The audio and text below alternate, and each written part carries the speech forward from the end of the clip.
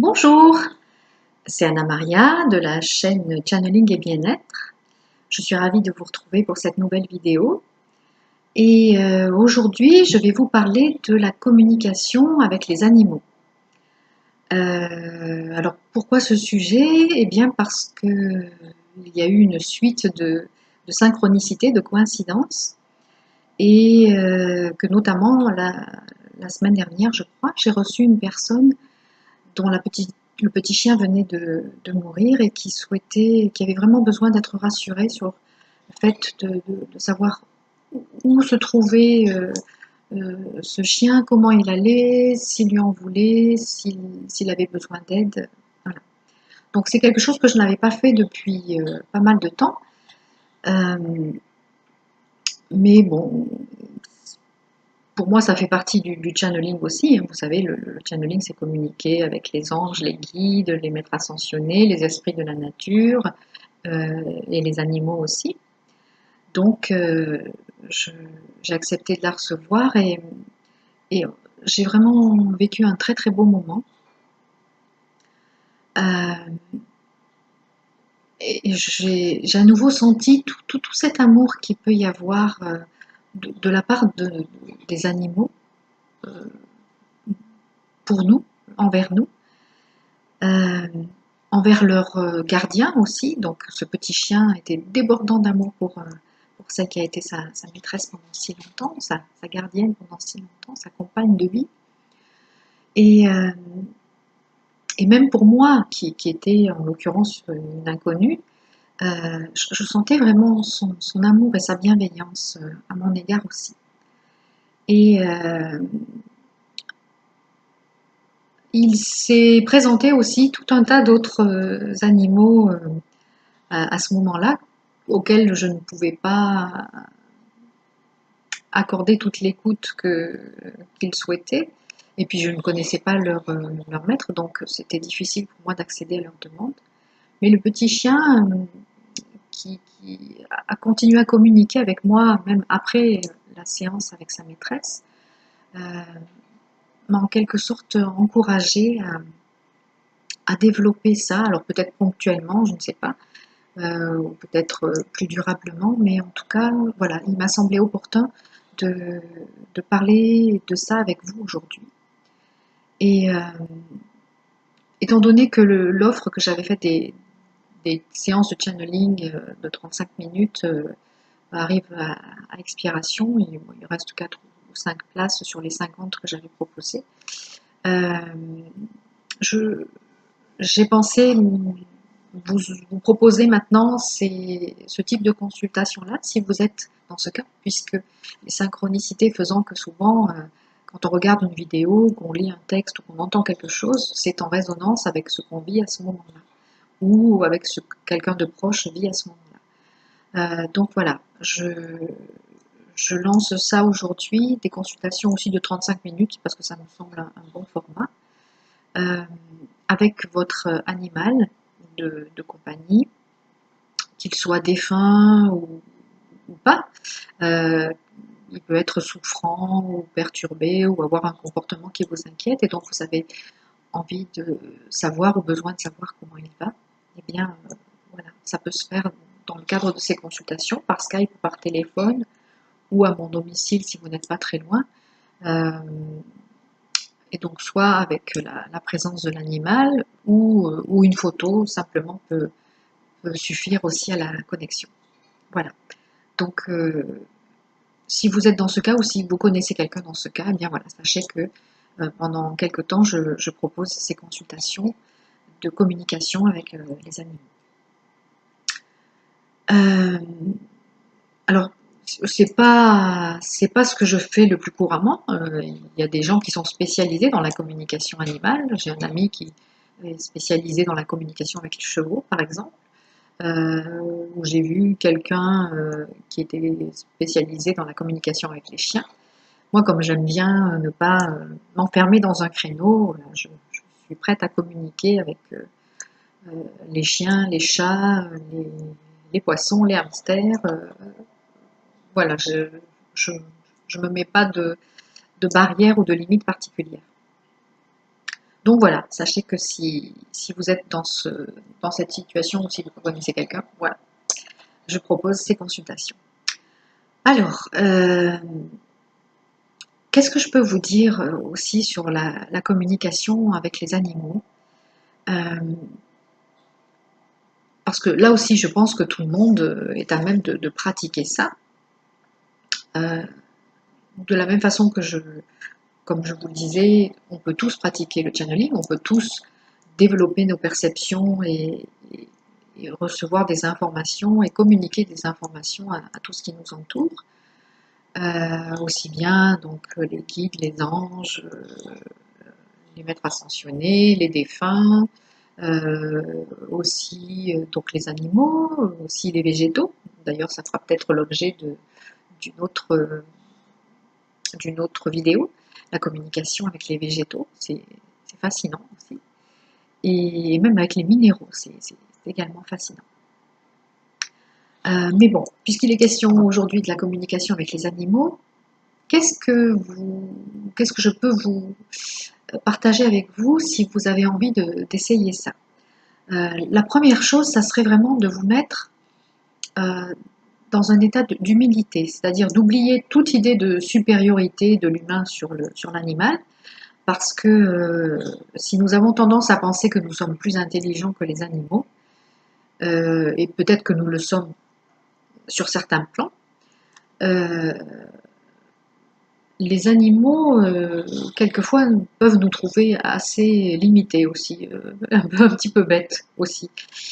Et donc, ils ont une autre forme d'intelligence que la nôtre peut-être, mais ils ont une réelle forme d'intelligence. Et vous savez que dans certaines civilisations, dans, dans le chamanisme par exemple, on accorde une grande importance à la communication avec l'animal, avec l'esprit de l'animal, et on estime qu'il a quelque chose vraiment à nous enseigner. Donc, voilà, première chose, se mettre dans un état d'humilité, de réceptivité, d'amour, de bienveillance vraiment et de respect. Et donc si l'animal est présent physiquement, prenez le temps de chercher une connexion par le regard aussi. Alors certains animaux ont une facilité pour ça, pour vous regarder longuement et communiquer avec vous. D'autres ne maintiennent pas une connexion du regard très longtemps, mais voilà, essayez qu'il y en ait au moins quelques secondes de connexion par le regard. Ensuite, connectez-vous aussi par le cœur et par la pensée ou par le troisième œil, si ça vous parle de vous connecter par le troisième œil, connectez-vous aussi de cette façon. Et laissez le mental de côté. De toute façon, en channeling, généralement, il faut laisser un petit peu le mental de côté pour pouvoir laisser la place à l'intuition, à la connexion, et donc être plutôt cerveau droit que cerveau gauche dans ces moments-là. Ensuite, une fois que vous avez établi cette connexion, que vous avez pris le temps, ça peut être quelques secondes ou quelques minutes, mais que vous avez pris le temps de cette connexion, faites savoir à l'animal que vous êtes disposé, prêt ou prête à recevoir ce qu'il a à communiquer avec vous. Alors, si c'est quelqu'un qui passe par votre intermédiaire, donc quelqu'un qui est inquiet, comme je vous disais, pour son animal ou défunt ou malade ou autre, bien, transmettez-lui par la pensée la question ou l'inquiétude de son maître et attendez la réponse. Alors, vous pouvez le dire à haute voix si vous voulez, mais bon, généralement, ça se passe vraiment plus par une connexion de la pensée. Voilà.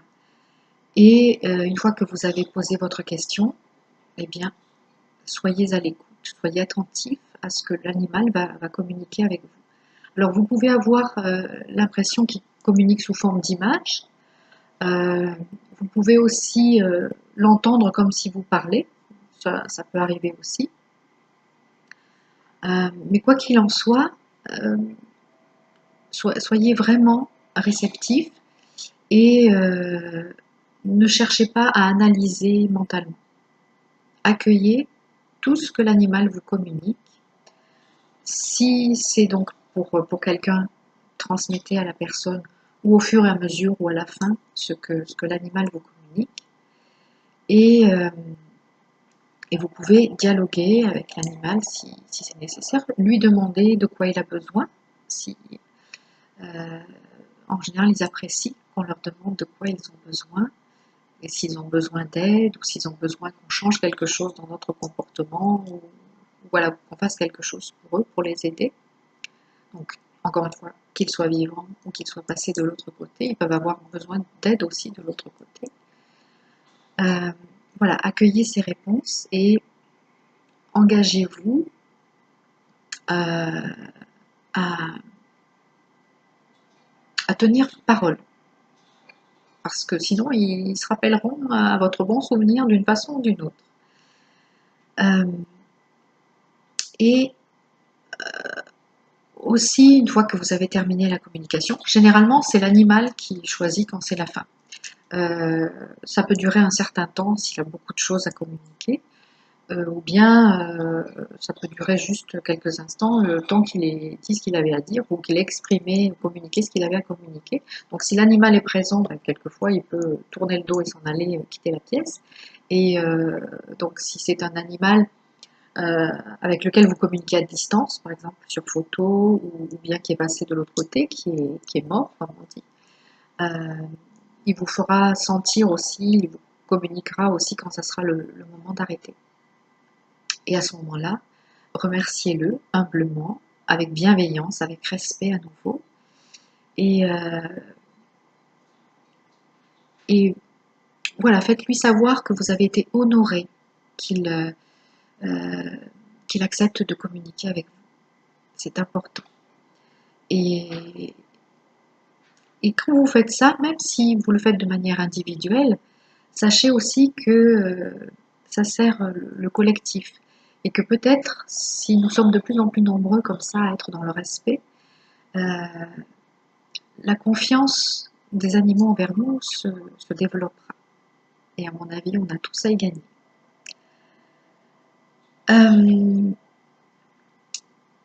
Donc voilà, se placer dans une position d'humilité, de bienveillance, de respect.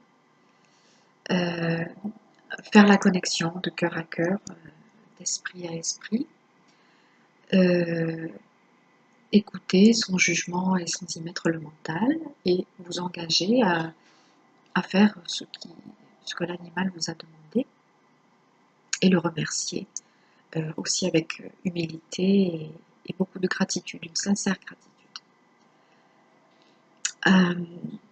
Alors, juste une parenthèse, vous savez peut-être qu'on dit que les animaux n'ont pas une âme individuelle comme nous, encore que avons-nous vraiment une âme individuelle, c'est une autre question. Mais on dit que les animaux ont plutôt une âme de groupe. Donc, si vous vous adressez à un animal, vous vous adressez à l'esprit de sa famille animale, donc à l'esprit, le grand esprit du chien, ou au grand esprit du chat, ou des fourmis, ou voilà, vraiment, ça peut être avec toutes sortes d'animaux différents. Et donc, si vous communiquez avec un animal, il se peut que vous sentiez cette âme groupe, et parfois qu'elle se manifeste d'une manière particulière. Et puis pour terminer, je vais juste vous raconter une jolie anecdote qui m'est arrivée dans le cadre de cette communication avec les animaux. Il y a quelques années de ça, une personne que je connaissais, une amie, si elle regarde la vidéo, je la salue, elle se reconnaîtra, venait de perdre une petite chienne qu'elle aimait beaucoup, d'une manière un peu tragique, et son mari et elle se sentaient assez coupables. Et donc elle avait besoin aussi d'être rassurée sur où se trouvait l'esprit de cette chienne, si elle était bien, si elle avait mal, si elle avait peur, si elle avait besoin de quelque chose, et si elle leur en voulait. Donc la petite chienne est venue très vite communiquer, vraiment dans une grande joie, un grand empressement, pour dire à sa maîtresse que donc elle ne lui en voulait pas du tout et que de toute façon c'était le moment pour elle de partir parce que son corps était très fatigué et que c'était le moment qu'elle parte et qu'elle change de corps et qu'elle voulait revenir dans un corps tout neuf. Et elle a beaucoup insisté pendant toute la communication sur le fait qu'elle allait revenir dans un corps tout neuf. Et donc elle avait même précisé à peu près à quelle période ça allait se faire. Et en disant à la personne qu'elle la reconnaîtrait, voilà, qu'elle ferait en sorte d'être reconnue. Et quelques mois plus tard, la personne m'a contacté en effet pour me dire que ça y est, elle avait reconnu l'esprit de sa petite chienne dans un corps tout neuf donc, et qu'il y avait vraiment des similitudes dans le comportement, dans la façon de faire qui étaient assez étonnantes. Voilà. Donc c'est une belle histoire avec laquelle je prends plaisir à terminer cette communication. Voilà, donc je vous remercie encore une fois si vous vous êtes abonné, je vous remercie si vous avez regardé cette vidéo. J'apprécie vos commentaires, vos petits pouces. Voilà, et sachez que vous pouvez me contacter aussi donc à l'adresse mail qui s'affiche dans la barre d'infos avec les informations sur ces séances que je propose de communication avec les animaux. Et puis voilà, je vous donne rendez-vous à très bientôt pour la suite de nos aventures. Merci de votre écoute. Au revoir.